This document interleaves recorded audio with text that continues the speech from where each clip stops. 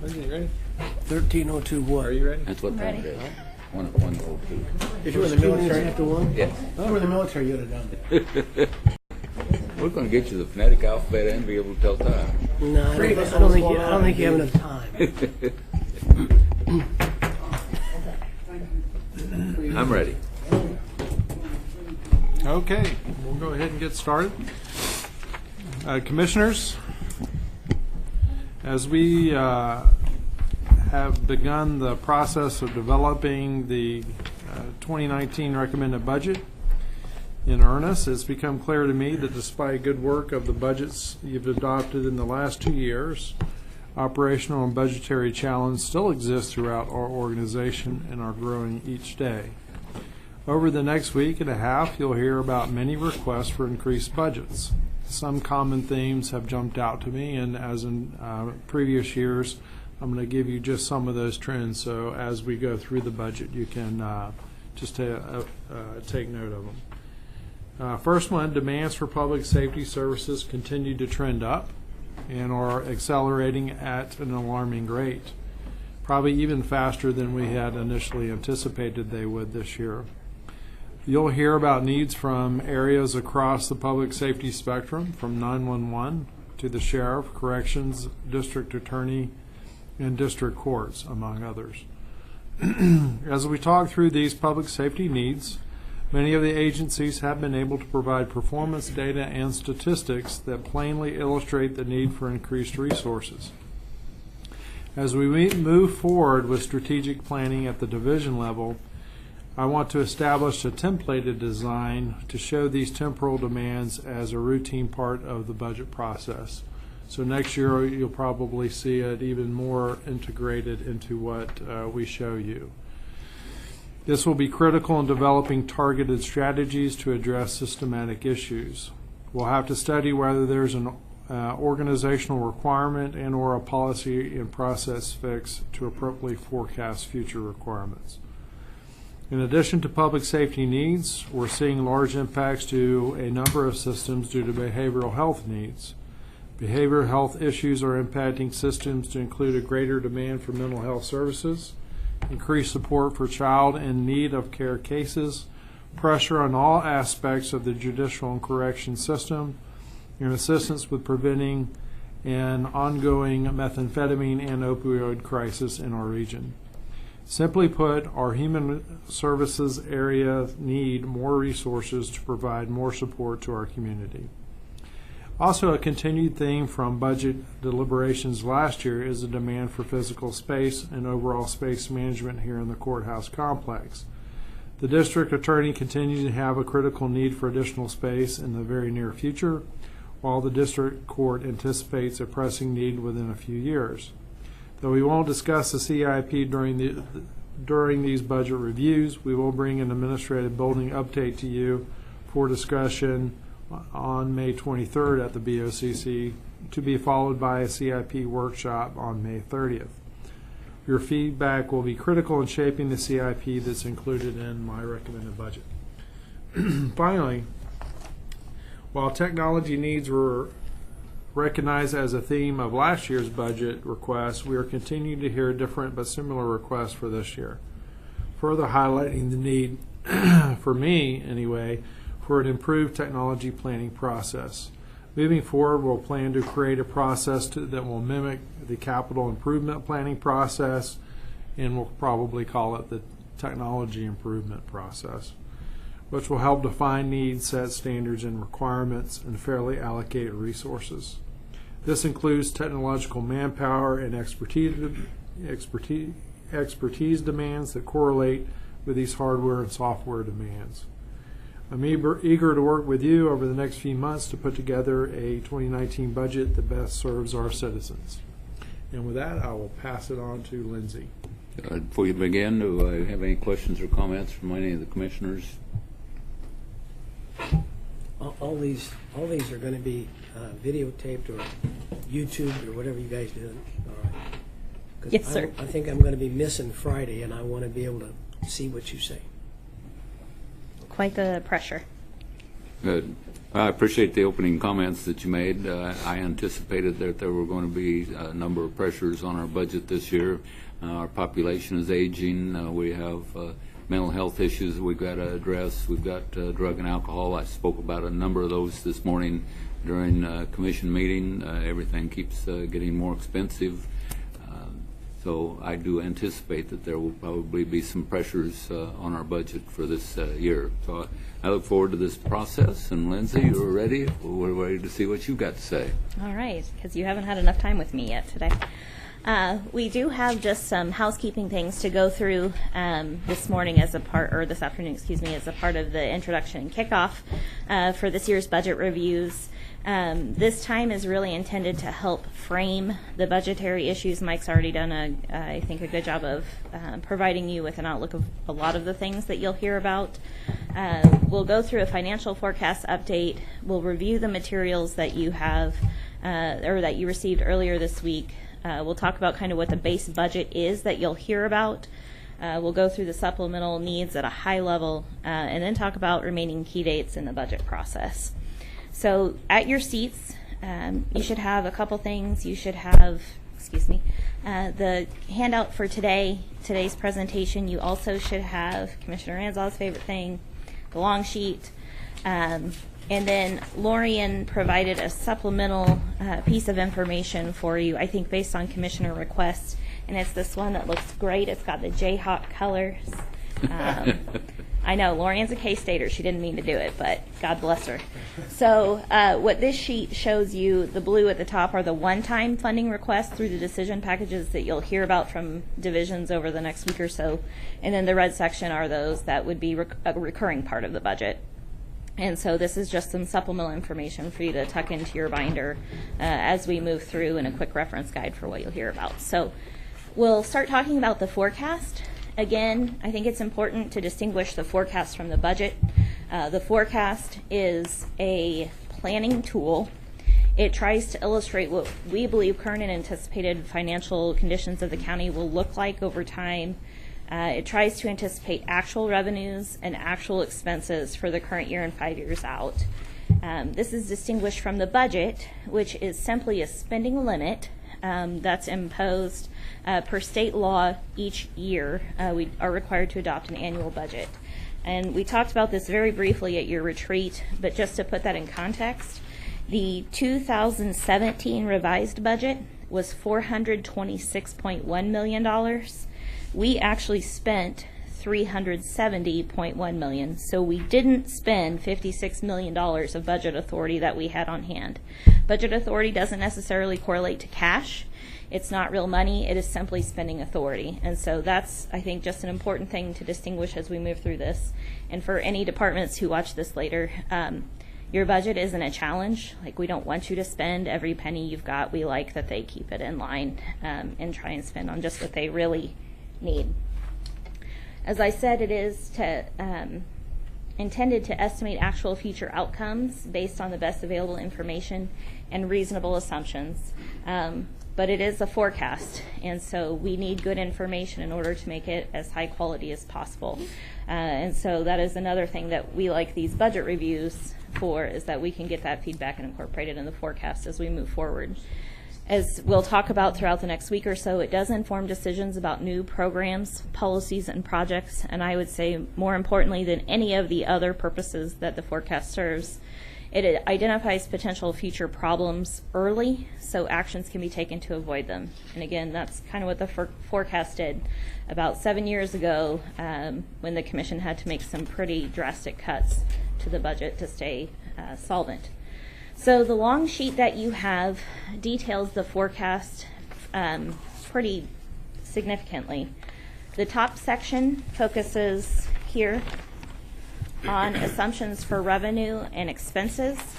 I'm not going to get into the details right now. We'll get into that as we move through it. Right now, I just want to talk about the format of the sheet. This section here illustrates operating income and deficit by fund. So how do our revenues compare to our expenses for now?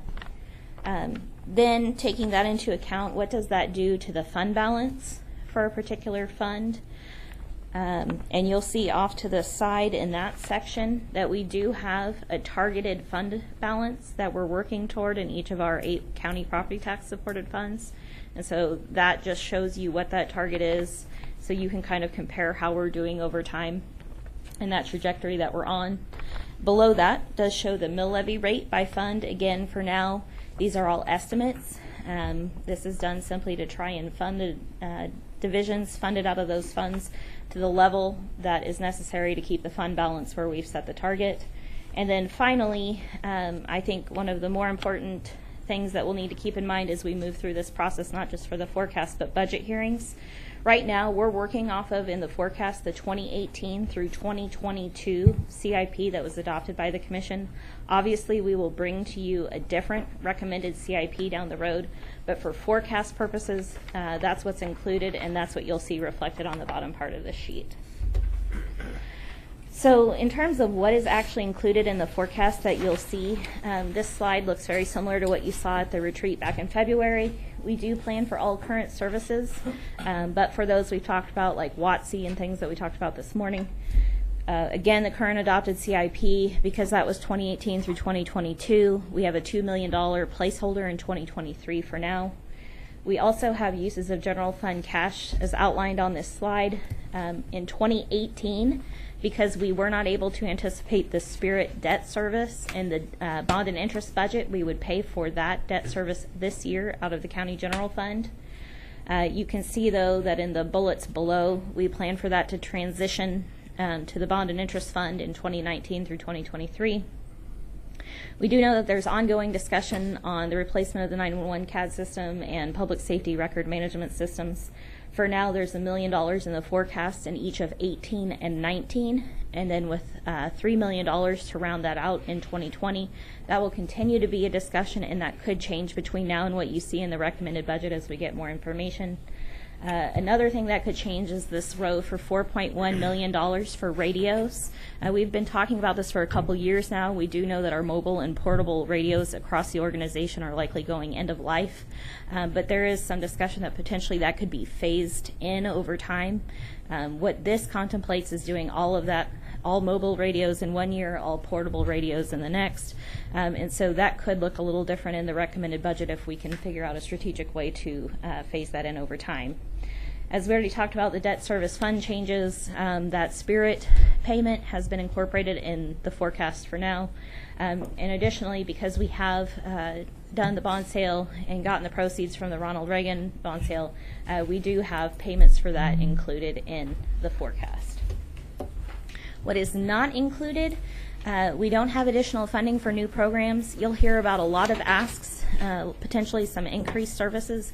Those are decision points for the Commission to make, and so until Mike recommends that in your recommended budget and you approve it, that's not something we'll contemplate just yet. We do know that there continue to be some community and economic development requests, along with some road project requests.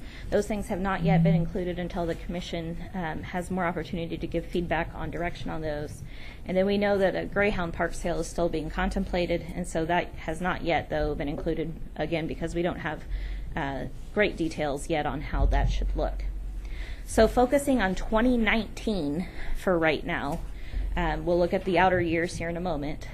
Right now, we are projecting an increase in assessed value of about 3.1%, which would generate an additional $3.6 million.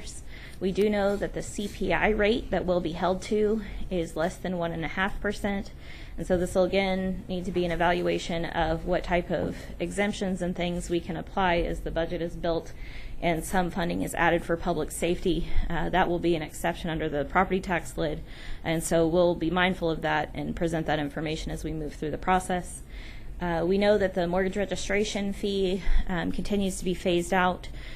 They did increase the per page fee, but we do anticipate in 2019 that the officer fee, the per page fee, will not be enough to offset mortgage registration, so we anticipate a $600,000 loss in revenues from this year to next year. We do anticipate retail sales taxes increasing. motor vehicle taxes increasing, although not as much as what we've seen in the past, largely because we did see such a spike in motor vehicle purchases, and that's not something you buy every year. And we do anticipate an increase in medical charges for service, mostly related to just surely the number of transports provided. On the expense side, this forecast continues to include kind of a two-prong pay pool. 2.5% would be toward essentially what the manager calls COLA plus, so that would be a cost of living increase that all employees would receive across the board. 2.5%, 2.8 million compounding. On the other side, 1.5% of the pay pool would go toward a one-time bonus payment that's tied to your performance score. As Mike talked about this morning, we are doing a new PME process, and so based on the outcome of your annual evaluation, you will be eligible for a bonus. The next bullet is the employer portion of health insurance. We'll be talking a lot more about that, potentially with some changes for 2020. For now, though, we anticipate the plan to stay largely the same for 2019, and so we're projecting an increase of 5%, which would be about $1 million in property tax supported funds.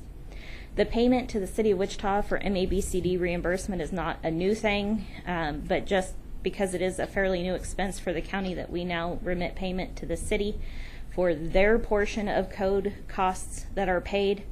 We expect that to be about $3.8 million next year. Over time, that we expect that cost to go down as more of those employees transition onto the county side. But for now, that is our projection. We also, as we already talked about, currently plan to replace radios starting in 2019. The portion for 2019 is $1.7 million. And then again, for now, we do have the 2018 adopted CIP that we're using for 2019. That included about $1.2 million in cash for facilities and drainage and about $13.2 million for road and bridge. And that does include the sales tax transfer that's done from the general fund to our sales tax road and bridge fund. Focusing on just a few things you'll hear about as we move through the process. We do know we were given advance warning last year that retirement contributions are going to go up for employers on the KP&F side. And so we expect an increase of 13.7% or increased costs of about $1.1 million across sheriff and EMS next year. That also will impact fire, but that's not a county property tax supported fund. We also, of course, always anticipate increases in our software and hardware maintenance costs, about 21.7%. I will tell you, though, this includes a shift of tax system maintenance out of the tech fund and into the general fund. In the past, Tanya Buckingham has provided, or Bill Meek have provided cash from the Register of Deeds Technology Fund that has helped us offset this, and so I believe she'll be coming and talking about that with you here in the next week or so. To the extent she gives us money, that cost will come down. Fleet charges, we know fuel costs are going up, so we do anticipate an increase there. Utilities, same thing, costs are going up, we expect an increase there. And then inmate medical services, we do have a 3% contract increase included, but we also know that some of our inmates come with some pretty high level needs that go beyond the cap, where we have to enter into a cost split agreement, and so we expect actually a slight tick up for that, 4% instead of 3%, which is what you'll typically hear about as part of that contract.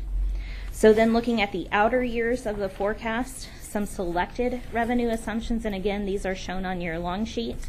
We expect assessed value to continue to increase. Just a reminder, back before the Great Recession hit, our average annual increase in assessed value was 5.5%. So though we are definitely improving, we're still not anywhere near where we have been historically. And so while we do continue to expect growth, it's not as robust. We do know that the Commission has adopted its target mill levy rate resolution, so we continue to use that in our forecast. Just to highlight, that does change in 2023. It goes down to 28.758 mills. Based on that reduction in the mill levy, we anticipate that that would be $3.2 million less in property tax revenue in that year. We also are planning for sales tax growth, motor vehicle tax growth, and medical service charge growth, consistent with what we saw for 2019. And we are continuing to have moderated growth expectations in our special city county highway fund, that money we get from the state.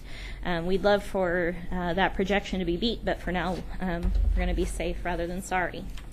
Expense assumptions also look a lot like what you saw for 2019. We continue to have a 4% pay pool included overall.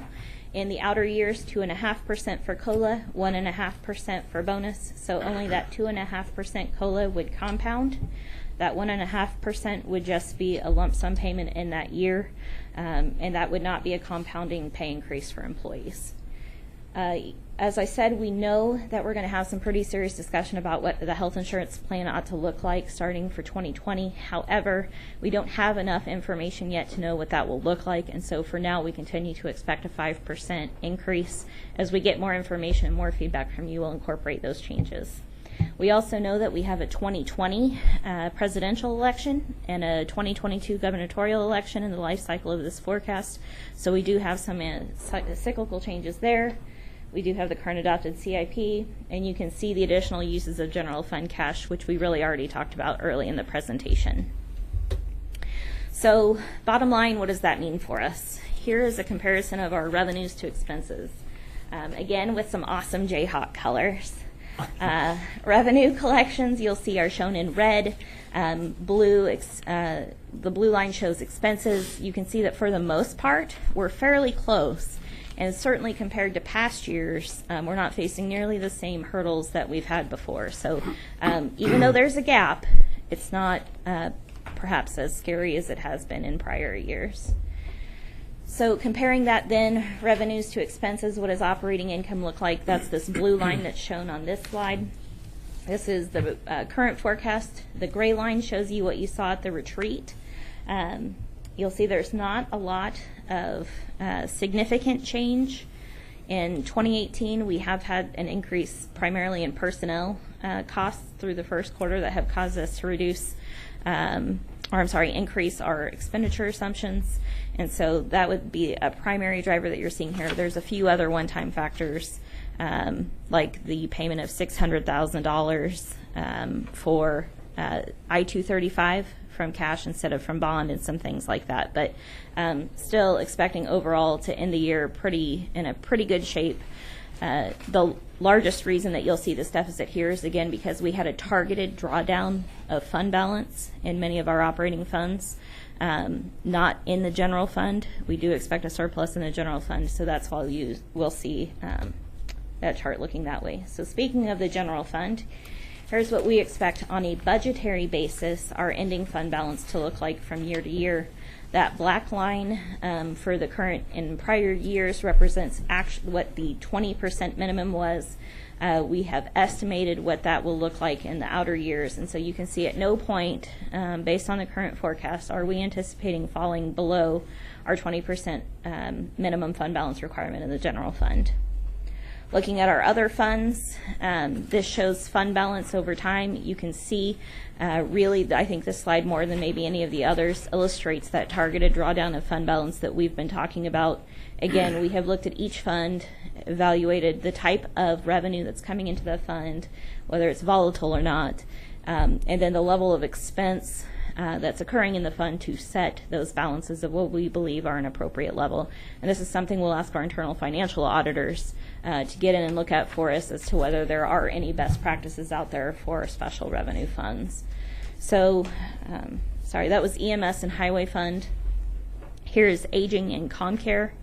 Again, you'll see those targeted drawdowns of fund balance, noxious weeds, and bond and interest. Again, just to highlight, in 2019 in our bond and interest fund, we do anticipate doing an extraordinary bond redemption for some of the Help America Build bonds that we got about 10 years ago. We can pay those off early at their call date. That'll save us multiple hundreds of thousands of dollars. And so we anticipate doing that in 2019, and that will be a significant drawdown.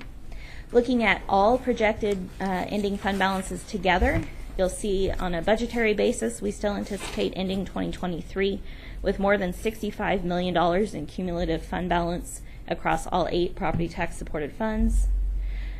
So that's kind of the conclusion of the forecast. We'll transition over to kind of the housekeeping portion now. So you have a nice thick budget binder with a bright orange cover that will always help you find it. And so just as you walk through that document, if you open the front of the book, you'll see that there's a table of contents with a calendar that should have key dates listed on there. As you flip back through, there's budget summaries. Those sections are really helpful to give you a high-level snapshot of how budget requests compare from year to year for divisions and across funds. It also includes summaries for decision packages and the revenue packages that have been submitted. And so it's just a quick and easy bottom line, what you'll hear and see throughout the budget process. I will remind you that to the extent you're seeing budget requests, divisions were told in tax funds that they had flat budgets, and so that is what they have submitted to you. But for any personnel adjustments that may have happened, contractuals, commodities, equipment, all of that, they were directed to do flat budgets. And if they wanted increases, then they were to give you decision packages. They also had opportunities to offer up ideas for increases in revenue, and so you'll see several of those in terms of revenue packages. This is not the recommended budget. Certainly you will see something much different when we come to you, or when Mike comes to you in July. So the purpose for the next week or so is simply for you to hear about what divisions are doing and what resources they believe they need in order to be most effective. The information you've got in your hearing documents is different than what I told you about in the forecast. The budget materials don't have any adjustments for that pay pool we've talked about. They don't include yet any increases for the health insurance. And they don't yet include any of those decision packages for increases in costs of doing business.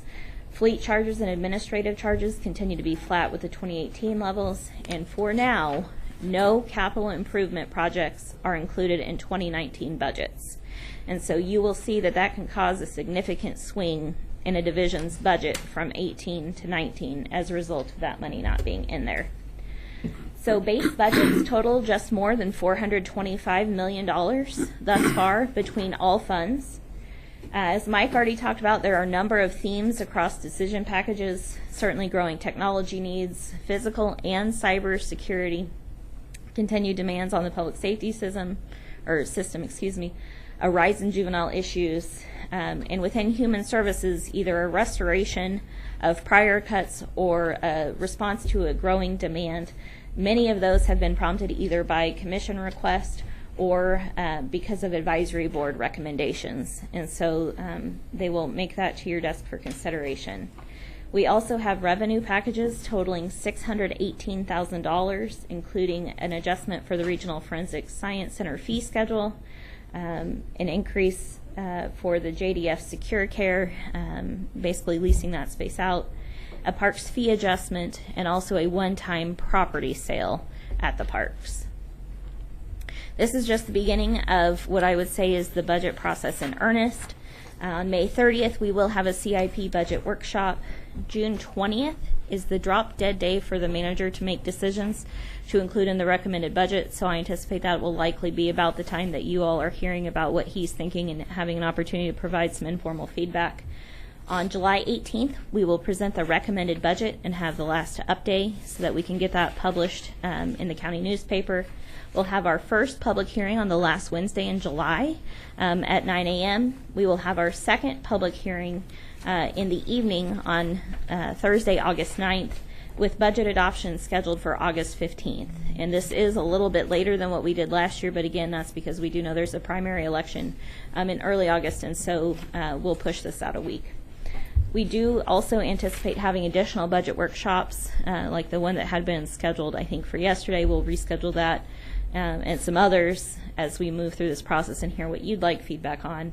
And we likely also will repeat the social media town hall that we had last year, hopefully with increased public interaction on that.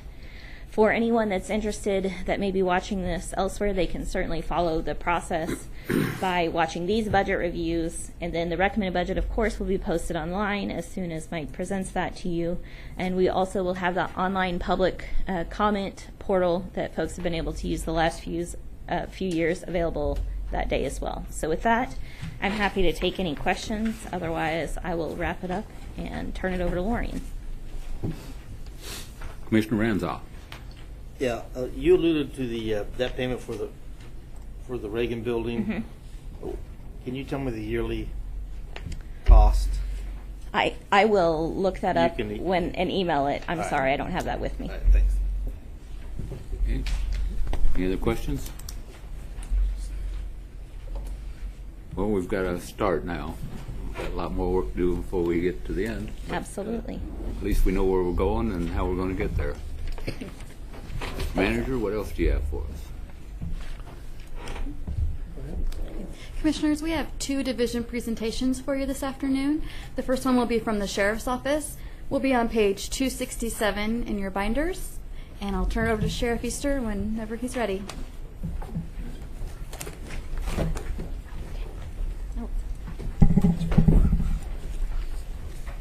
Sheriff, welcome.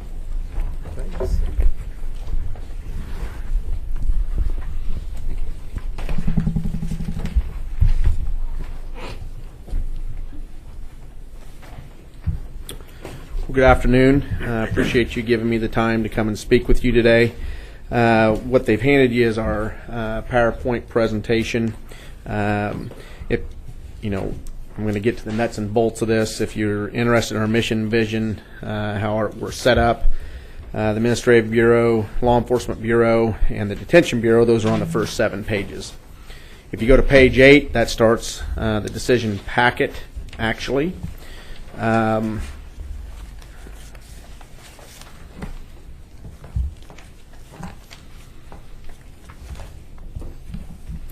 The first one is the cell phone forensics investigator, which is a total requested of $145,869. Currently, the way we're set up right now, we have a detective that's fulfilling this mission.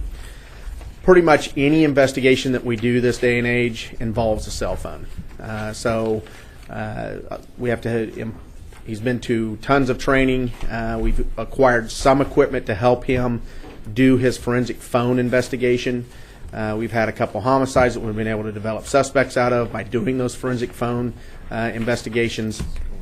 And pretty much every phone or every suspect that we arrest, their phone is taken into evidence as evidence of a crime, and we're able to take evidence from their phone that puts them at the location of the crime, or they discussed the crime, those type of things.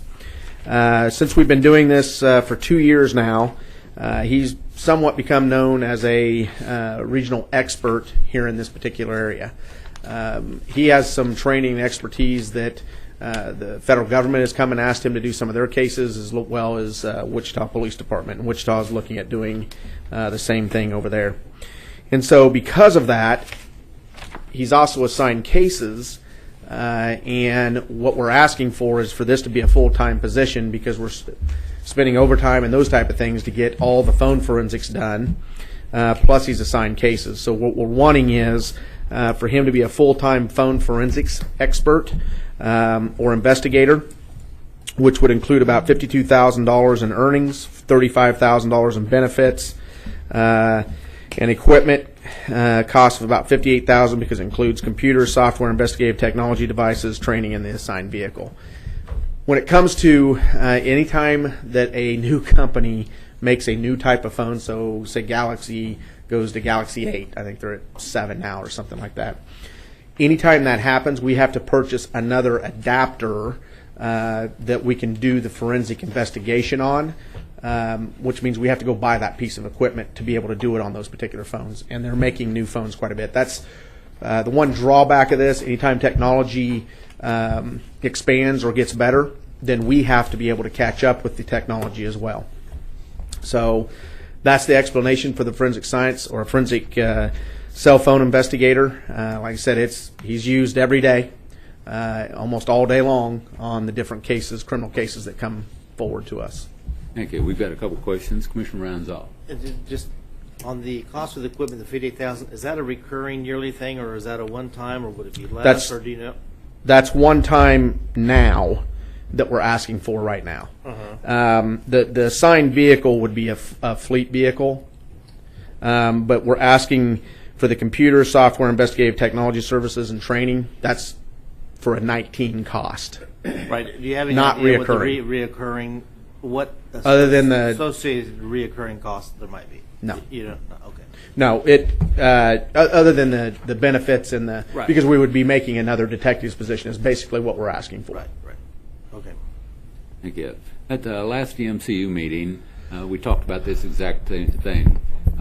That it's needed for not just the sheriff's department, but it's needed for the police department and other agencies. Are we able to share this so that it's a cost that we can spread across, especially for EMCU? Well, okay, so when EMCU and ICAC was first developed, that's where a lot of this phone investigative stuff was done, plus they're getting into computers, kind of the same type of technology type stuff being used. The problem is because the internet crimes against children, the sex crimes against children that are internet-based have skyrocketed. The only thing those ICAC forensic investigators are working on is computers. They're not able to do phones for us anymore because they just don't have the time. And so that's when we switched and started doing the phones ourselves about 2 years ago. Okay, well, they mentioned they were wanting to do some phones at this last meeting, so. And right now, if they have something down there and they're busy, they will ship it over to our guy to do. So right now, we are doing some of those for EMCU. Well, I think it's something that's necessary. Yes. I just wanted to make sure that if we had a resource that we could share it. Yes, sir. It's being shared, just like anything else that we have in combination with Wichita Police Department. Anything that we have come up, we share those resources immediately with each other. So, and again, the ICAC stuff with the computer stuff. If we have an investigation on this side of the house that's not EMCU related, that we need to get into a computer for some particular case, EMCU does that for us, and vice versa with the phones. Super. Commissioner Howell? Thank you, Mr. Chairman. Just curious, you have a place for this new FTE to operate out of? Do you have an office for him someplace? He will have a cubicle up in the detective section, yes, sir. Okay. That's always a concern. Thank you very much. I think that's all questions on this package. Okay. Second is the jail annex contract nurse, which is $101,000. This is due to us having between 170 and 190 inmates that are now going to be housed at the annex once the remodel is completed. And so, due to the fact that it's off-site, that there will be 170 to 190 inmates there, 5 days a week, we will have a nurse at that particular location. We'll also be classifying those particular inmates that if they're really sick and those type of things, they won't ever go over there anyway. But we still have to do sick call with them every day. And in some of the lower kind of case symptoms that they might have, those can be treated at the annex instead of wasting personnel and time transporting them over to the jail and or to the hospital. And so one of the questions that was raised in the last meeting that we had is there a cheaper way to do this with a nurse assistant? We researched that. One of the things that this proposal originally contained from our medical contractor was a nurse and a nurse assistant for $185,000 a year, and we said no, we don't need two people over there. The problem with the nurse assistant that we have found, they have to operate under a nurse. Well, there's no nurse out there. The only nurses we have are down at the downtown facility. So we didn't think that would be plausible or workable, neither did our contractor. Okay. Questions for the sheriff? I have one. Commissioner Howell? Thank you. Just curiously, if you think about the reduced travel cost and out-of-county placement, if I remember correctly, we're saving about $1 million a year by doing this more efficiently. Yes, sir. Is that reflected in the numbers of your budget request, or is that not realized in the numbers yet? Do we know? We haven't done that yet, sir, because we're still in the process of trying to remodel. We haven't even started the remodel yet. Right. And then once we know there's some pricing, like I had said before, there was we estimated what we thought the cost would be to remodel it. Now we have some other folks that are I can't think of the gentleman's name, the person that's out there actually looking at the facility, that it says, hey, we're going to have to upgrade this and upgrade that. So the cost is going up a little bit. So we have not looked at those costs. Our transportation costs are well over $100,000 a year. That would be 170 to 190 inmates we're not transporting out of county anymore. So we believe that with the nurse and you take the savings costs of out of county transportation only, that's kind of a wash. I guess what I'm saying is we're anticipating a cost by the new configuration, but we're not anticipating the cost savings of the new configuration. So Not yet, sir. I see as a one-time cost, and that might need to be adjusted. But once we get settled down, the ongoing operational cost should be about $1 million savings per year, and that's not anywhere in these numbers. Correct. Okay, so if we had to add the $101,000 for this new nurse. Contract nurse, that would probably go against that $1 million, but altogether still. Well, let me clarify savings. real quick, too. It's $1 million savings on our behalf, Right. the sheriff's office behalf. I don't know what it's costing the county itself when they got transferred over to community corrections. Okay. Commissioner Howell, if you look on page 277, we did reduce the out-of-county by $1.5 million, but you'll see that reflected when you see corrections tomorrow, that they have increased costs in work release. Okay. Thank you. Any other questions on this decision package? Hearing none. Next item, thank you. The third one that we have is inmate contracted meals. The current inmate meal contract is through CBM. When we went to them last year, they were substantially lower when they came in with their bid than what we even were currently paying. Due to the raw cost of food, food supplies, those type of things, there is between I believe it's a 9 to 12% increase that is figured in for every year. We're able to finally get CBM because this is a new company, and I wanted to make it a point that we weren't just going to go, I think it's 9 to 15% is what it is, 9 to 15%. And arbitrarily with our previous one, before I came here, it was just always a 12% increase. Whether they wanted that or not, it was just, that's the middle, so we're going to pick that. Being that this is a new food contractor, I didn't want to just throw that out there. I wanted them to tell us what their food costs were going to be. It came in at 10%. So that's what these numbers reflect, is a 10% increase. And so, we were able to do that because it's a new company, and the old company was used to a 12% constantly. So if we would have asked them to do that, they would have came in at 12%. I know it's 2%, but it's still 2% less than what we have been giving in the past. Questions? I see no questions on that package. Inmate medical services. This is another reoccurring cost every year. Is the current vendor CCS. Under the terms of the current contract, the vendor may increase the annual fee for service in accordance with the annual medical care service index, one of the several parts of the overall consumer index, but it can't exceed 3%. Currently, the MSS index sets at 8.7 as of December 2017. So, budget authority for 2018 was $6,061,000. The allowable increase of 3% for 2019 will result in a contractual increase of $181,849. And that is every year since I've been here has been a 3% increase. Questions on that package? Seeing none, next item, please. The decision package total was $605,000 and $605,285. So that would, if all of those items were approved, that would take our base budget to $57,383,470. I'm sorry. It's 50. I'm sorry, including the 605, it's $57,988,755.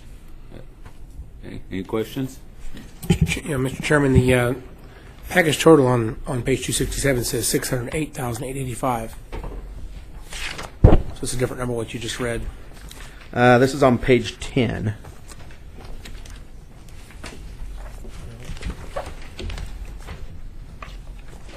I guess I'm saying okay. Hang on just a moment.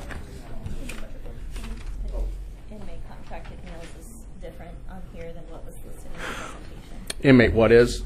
Inmate contracted meals was 180,000 in our summary, and it's 176,400 on this one. Did you not change that after you got with them? Clearly a mistake on my part. and I Okay. apologize.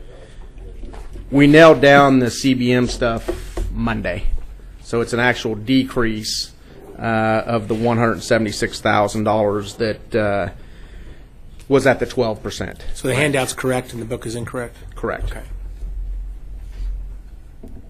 Thank you. Good. Any other questions? Well, Sheriff, this morning at the other portion of the agenda, I talked at length about our trip that we took down to San Antonio, and also about the grant that you brought to our attention. I know that this is more in Tim Kaufman's area, some of the things to try and get a position funded that we can start looking at how we can manage this entire thing. But it will have a significant impact if we can get something going on your overall budget in future years, not this year, but in the future, because they didn't build any new jails down in San Antonio. No. They don't have the homeless problem down there. They can start working the drug and alcohol abuse, which is a lot of the problems on how you're getting folks into your jail. So I just wanted to let you know that I talked about that this morning. I appreciate your leadership, actually, on getting us involved in that, and I look forward to anything that we can do to be partners with you. Well, I appreciate that, sir. Like I said, we both were on that same trip. We're very impressed with what we saw down in San Antonio. I don't know if we're prepared to do something of that magnitude. However, I think we're in a really good place with ComCare, with Via Christi, and with the other stakeholders that we've been meeting for the last year and a half on mainly mental health care issues. And we're at a point now where all of us are professionals and we have our real job to do every day, and so it makes it difficult to try to run the sheriff's office plus run this group and the opioid group. So when both of those social ills are really taking a toll on this community, taking a toll on law enforcement, taking a toll on county services. Again, we saw that grant that came through having to do with jail populations, mental illness, dealing with ComCare. Well, they didn't call it ComCare, but mental health services and those things, and being stakeholders coming together to look for solutions, which we already have. I will be writing that grant within the sheriff's office in conjunction with our stakeholders on it, and we'll present it and we'll see where it goes. But I appreciate you talking about that, sir. Good. Well, I appreciate your leadership on that, and I look forward to seeing what we can do to help that problem that we've got here. Thank you. Do we have anything else from the sheriff from the bench this morning, this afternoon? Thank you very much. Thank you. Appreciate it. Commissioners, before we go to our next presentation, Lorian has graciously allowed me to take a minute to give you an update. I have very responsive colleagues in accounting, and they tell me the average principal and interest for Ronald Reagan is $236,645 per year, and that does stagger over time, but there's the answer. 236. Yes, 236,645. Can you give me the actual payment for next year? Yes, 338,740. Again, very responsive and helpful colleagues. And the average was what again? 236,645. The reason it's so much greater in 2019 is because we have decided we didn't want to make any principal payments in 2018, so we'll pay that in 2019, and then those payments will drop after that. Okay, Lorian, take it away. Okay. Our last presentation today will be from MAPD. We'll be on page 112 of your binder. And I'll pass over to Mr. Miller whenever they're ready.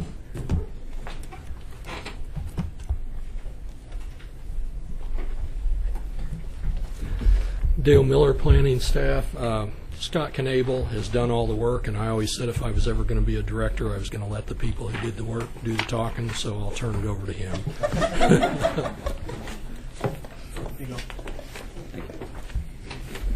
Thank you, Dale. Good afternoon, Commissioners. The budget for MAPD is, I think, being handed out to you now, and there's slides on the screen here. The mission of our department is to provide professional planning services to the community. We focus on land use, community facilities, and infrastructure in those efforts. And you can see the list of services, which I'll go over in a little more detail in a couple of slides. But the primary three services that we do with the zoning subdivision and comprehensive plan is the overwhelming majority of the staff time and resources that we expend. The purpose of our department is established in our mission and values is to grow the community's economy. We do that through an interlocal agreement, as I know you're aware, between Sedgwick County and the City of Wichita, and provide those services both within the corporate limits of the City of Wichita and then also in the unincorporated areas of Sedgwick County. We also coordinate with the other 19 cities in Sedgwick County in our efforts as well. And to the extent that they ask for it, provide professional assistance to them in their endeavors. We focus on delivering high-quality customer service, and our guiding principles or values are professionalism, equity, engagement, integrity, and stewardship. And we have a staff of 13 full-time equivalents, and it's actually is 13 full-time employees that provide these services. As I mentioned, zoning focuses on timely processing of zoning applications from property owners. In that process, we also provide significant assistance to property owners and developments in preparing their applications, guiding them through the process. As I know many of you are aware, those processes can be cumbersome and complex at times, and so we really focus on customer care in delivering those services. We do the same with the subdivision regulations, although those are much more administrative in nature. The regulations for subdivision don't have the same kind of discretion that the regulations for zoning do, and so those decisions don't often have the same sort of public input into them as the zoning does. Overall, these two tools are guided by the comprehensive plan, which is at the time it was adopted, was a 20-year plan for the future of Wichita and Sedgwick County. And we monitor that plan every year to determine if the things that plan suggests should be happening based on the tools that were used to implement actually are occurring, and if they're not, try to dig into the reasons why the things with our economy aren't occurring as perhaps robustly as we think they should. And then potentially recommend amendments to the approach in the comprehensive plan. Should this monitoring process occurs in the fall, and so you can be looking forward to receiving that report for 2017 later this year. Our customer service focus is a little bit different, as you were just discussing. We of course are located in the Ronald Reagan Building, which was opened by Sedgwick County to provide a one-stop shop for customers in the planning and development business, and so we provide on a ongoing basis. There is a professional planner that is assigned to be in the office every day for every minute that we're open. In case somebody comes by that customer service center and needs planning assistance. We, of course, also provide assistance by website and by telephone. Of course, administer our department, as all departments must do. And then the last two features are a smaller piece of our overall operation, equating to about 1.5 FTEs of the overall department. Focuses on plans for downtown and the neighborhoods generally surrounding downtown, as well as and related to preservation of historic structures and structures in historic districts, which are designated through a process that involves both the state and federal governments. You can see our budget request here. It's approximately 2% higher than this year's budget. That's driven by the cost of living, merit, and merit pay and benefit increases. Our budget is over 90% salary and benefits, and so those costs go up on an annual basis, and that's what's reflected in this number here. You can see that to the county, this is a contractual payment to the City of Wichita per the interlocal agreement. And then, of course, the City of Wichita pays the salaries and benefits and other costs directly. With that, I'll answer any questions you have. Questions for Scott? Run through the contractuals one more time. What are we? Sure. So there's an interlocal agreement between City of Wichita and Sedgwick County that funds the Metropolitan Area Planning Department. The way that works is that we have fees for services, so we charge those to property owners and applicants. We deduct that from our overall budget, and then the city and county split that cost 50-50. This represents a contractual payment that's paid quarterly to the city, and then the city makes the expenditures on behalf of both agencies. We're all city employees and use city financial system. And what caused the increase? I guess they still have the increase is from salaries and benefits. Salaries It's and both, benefits. both cost of that, I'm living sorry. and merit pay increases, and then there are increases in the health insurance as well. Okay. Very good. Commissioner Howell? Well, thank you, Mr. Chairman. Just on that point, last year, we didn't include the salary increases in our first budget look, did we? That was something we added in later on. I actually think we did include it last year in this round. There was discussion about it, but in the version that went to the manager, I think we asked that it not be included, but when it got to you, we did include it.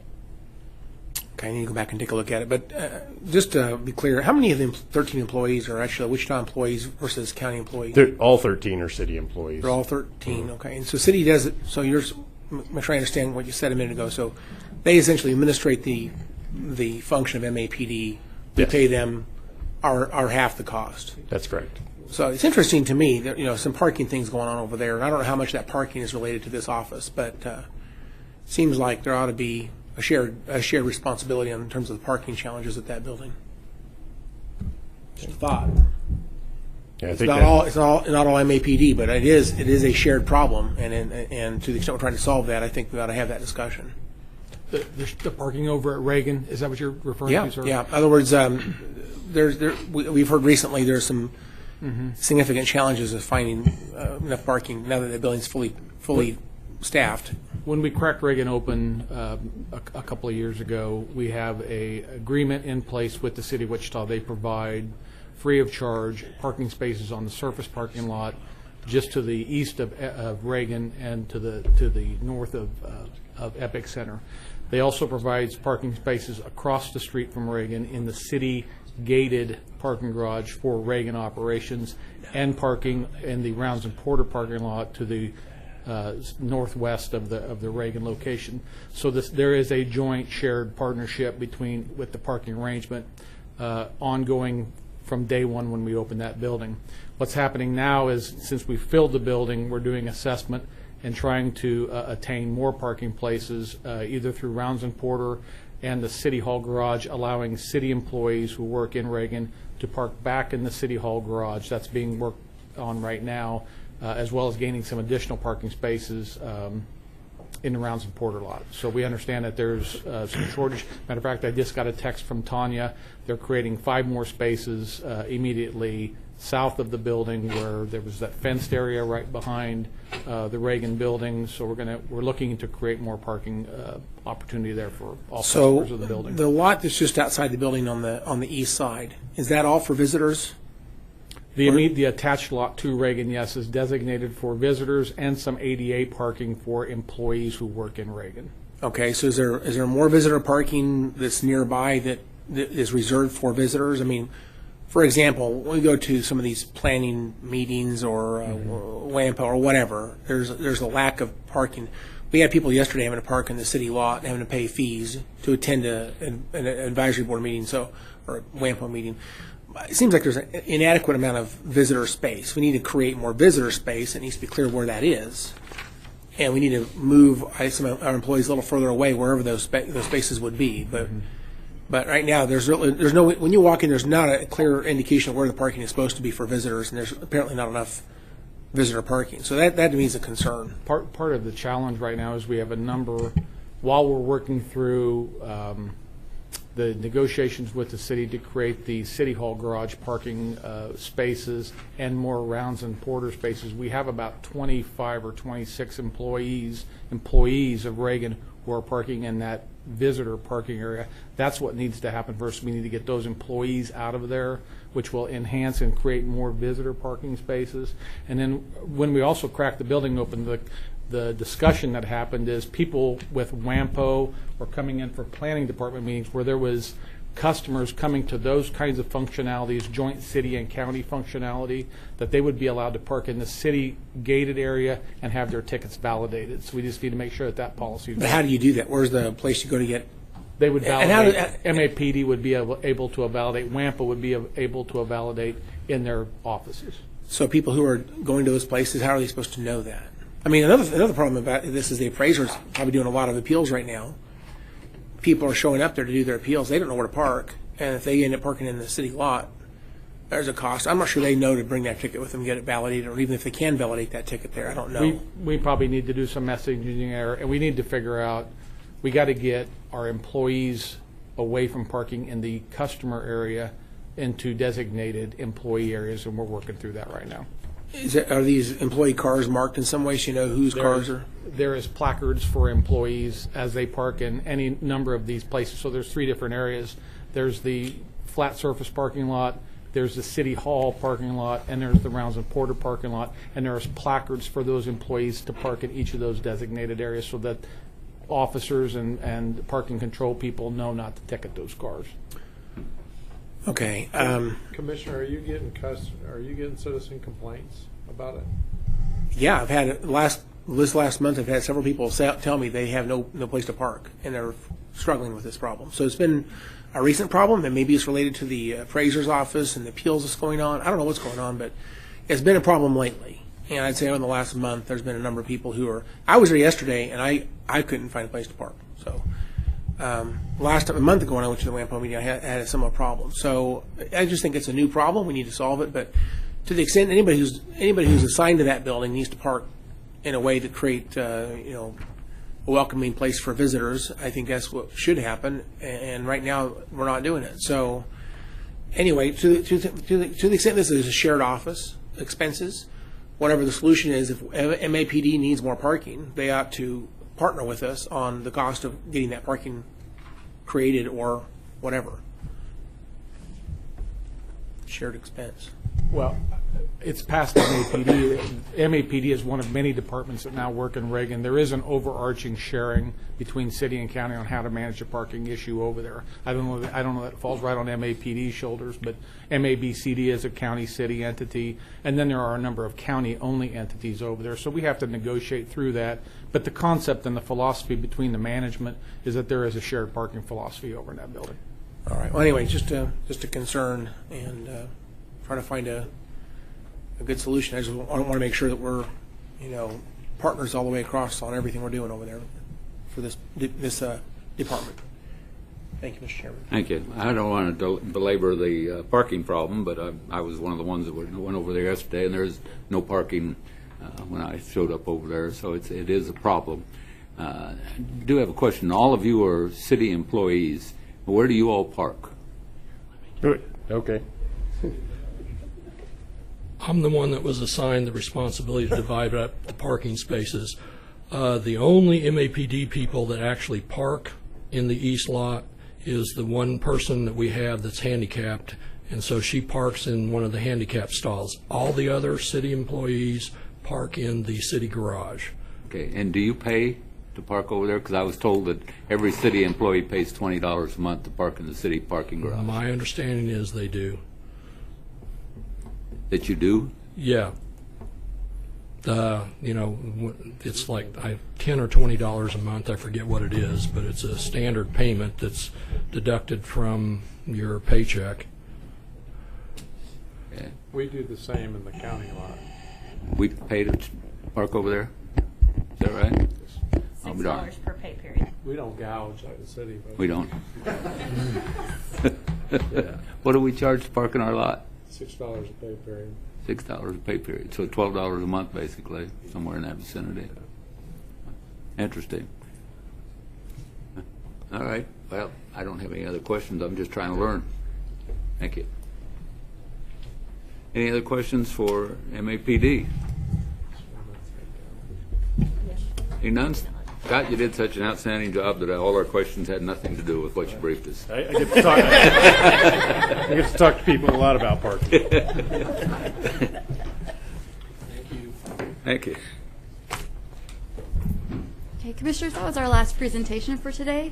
We do have time scheduled for discussion. If you have any questions or there's anything you want to talk about at this time. Do we have any questions? Discussion points? I know everyone is anxious to get to Botanica, but we'll be a little early if we left right now. I don't think we have anything else. I appreciate it. And tell me the next day. Tomorrow morning at 9 o'clock. Tomorrow morning at 9 o'clock.